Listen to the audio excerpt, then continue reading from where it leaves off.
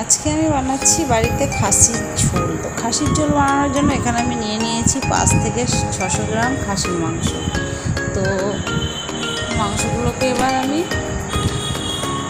Marinate করার জন্য মশলাগুলো বেটে নিচ্ছি। মাংসটা দিকে ধুয়ে নিয়েছি ভালো করে পরিষ্কার করে। এদিকে দেখো আমি আদা রসুন বাটছি, আর কাঁচা লঙ্কাটা আমি সবসময় দিয়ে থাকি, কারণ কাঁচা লঙ্কা দিলে যে কোনো, বিশেষ করে যে কোনো মাংস ভীষণই টেস্ট এনে দেয়। তো কাঁচা লঙ্কা বাটা। এবারে আমি মাংসটা সব মশলা দিয়ে ভালো করে মাখিয়ে নেব। তো মাংসটা আমি ভিনিগার দিয়ে দেবো, একটু ভিনিগারটা দিয়ে মাখিয়ে রাখবো। তারপরে একটা একটা করে মশলা সব দিয়ে দিয়েছি। আদা বাটা, রসুন বাটা, লঙ্কা গুঁড়ি, কাশ্মীরি লঙ্কার গুঁড়ি দিয়েছি, কাঁচা লঙ্কা বাটা দিচ্ছি, দিয়ে দিচ্ছি নুন, হলুদের গুঁড়ো, তেজপাতা,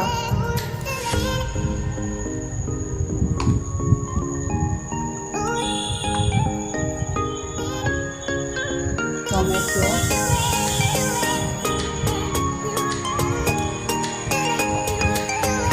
রসুন বাটা দিয়ে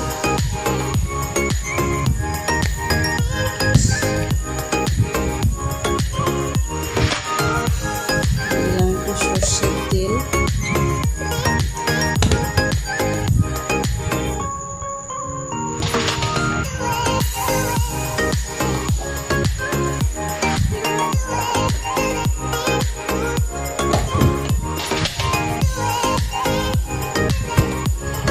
ভালো করে মাখিয়ে নেব।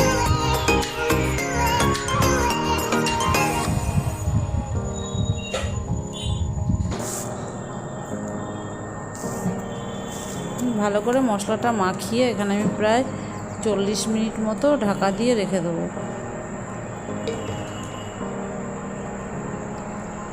ভিনিগারটা দিয়ে দিলাম, এবারে মাখাবো।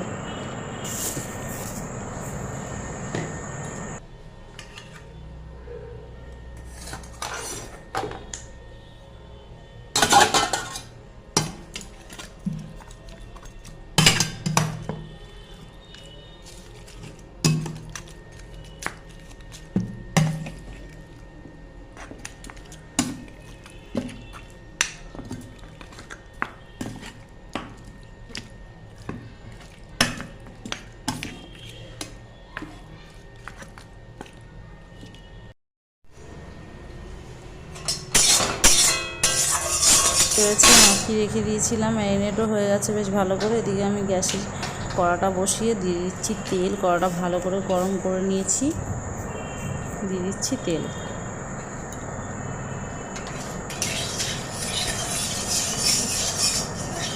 যেহেতু খাসির ঝোল করবো তার জন্য একটু বড় বড় করে আলু দিয়ে দিচ্ছি। আলুগুলোকে এবার ভেজে নিচ্ছি ভালো করে, লাল লাল করে আলুগুলোকে ভেজে নিচ্ছি।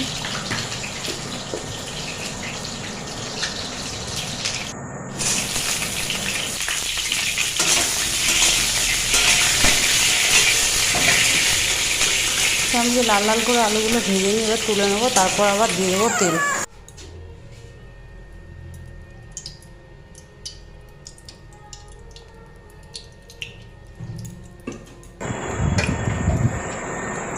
এবারে দিলাম তেল, আবার তেলটাকে ভালো করে গরম করে দিয়ে দেবো একটু চিনি। এখানে একটা ছোট্ট টিপস, চিনিটা দিলে কিন্তু কালারটা খুব সুন্দর আসে যে কোনো ঝোলের জন্যই।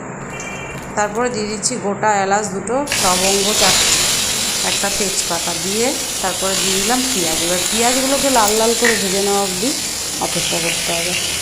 তো পেঁয়াজগুলো লাল লাল করে ভাজা হয়ে গেলে দিয়ে দেবো একে একে মশলাগুলোকে। তো এখানে যে সব মশলাগুলো বেটে নিয়েছি সেগুলো তো দেখতেই পেয়েছি আশা করি। তো এবার এই মশলাগুলোকে একে একে করে আমি দিয়ে দেবো এর মধ্যে, দিয়ে মশলাগুলো ভালো করে কষিয়ে তারপরে দিয়ে দেবো আমার যে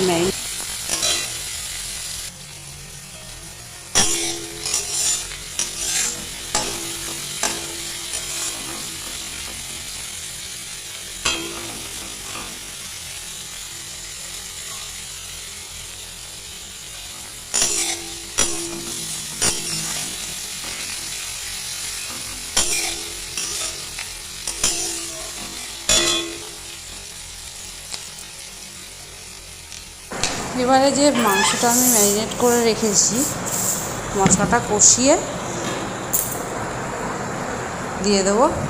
তারপরে ভালো করে মটনটাকে আস্তে লো ফ্লেমে একদম হালকা স্টিম দিয়ে, যেহেতু খাসির মাংস, তো আমি এবার আস্তে আস্তে করে কষিয়ে কষিয়ে একটু সময় নিয়ে স্টিমটা কম দিয়ে রান্নাটা করে নেব।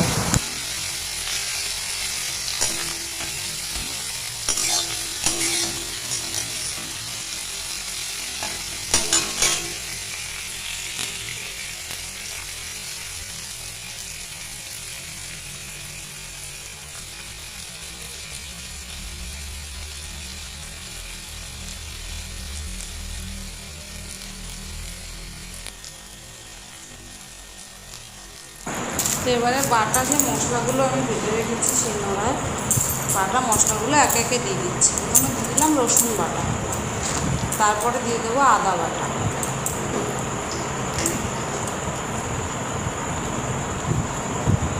এবার দিয়ে দেবো লঙ্কা বাটা,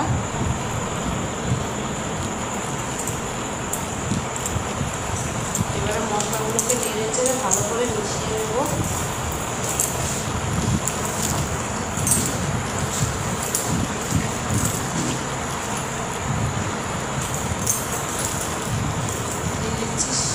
প্রয়োজন মতো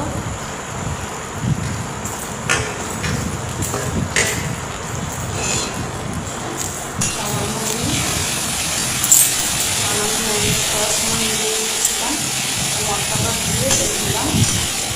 এবার মাংসগুলোকে দিয়ে দিচ্ছি। খাসি মাংসগুলো ম্যারিনেট করে রেখেছিলাম, এবার আমি দিয়ে দিলাম।